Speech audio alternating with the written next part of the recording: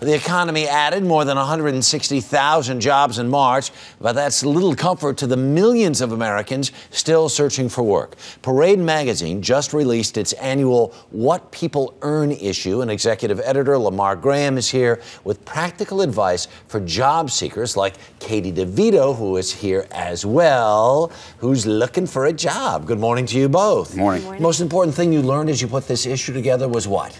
Well, that if you're gonna get a job today, you've got to be very flexible. Mm-hmm. You've got to think about retraining. You've got to think about moving to where jobs are, and you've got to really consider the full gamut of possibilities. Yeah. All right. How long have you been out of work?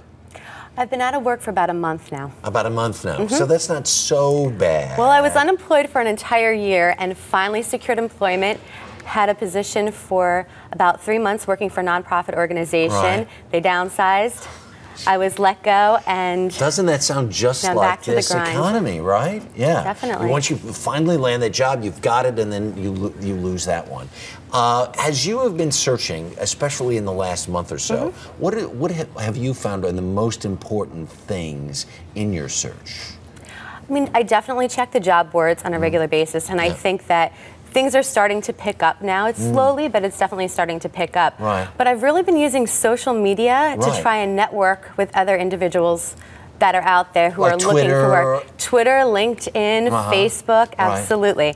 I actually started a New Jersey unemployed group through Twitter, and the day that you started yourself. Correct. Oh, interesting. And the day that I was let go from my company, I posted a tweet on Twitter asking who else is unemployed in New Jersey. Right.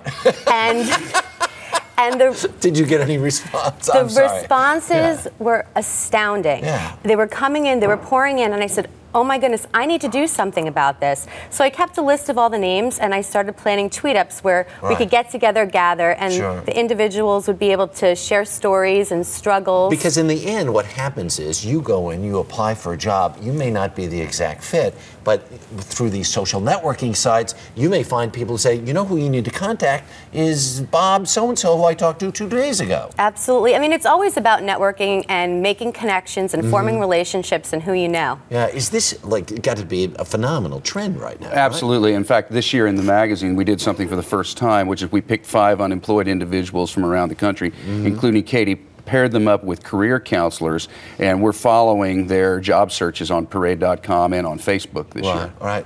Now, what about the idea, because some people say, I've got to wait for my job. Is it better to take a part-time job, or maybe a job that you're not so crazy about, just to keep the income stream going? And the old adage was, you're more employable if you are employed. Well, I think that's still probably true, and about 26 million people are doing part-time jobs now. 2/3 of them by choice, but 1/3 not by choice. They've had their hours cut back or have been required to take part-time jobs just to keep some income going. Yeah. What about retraining?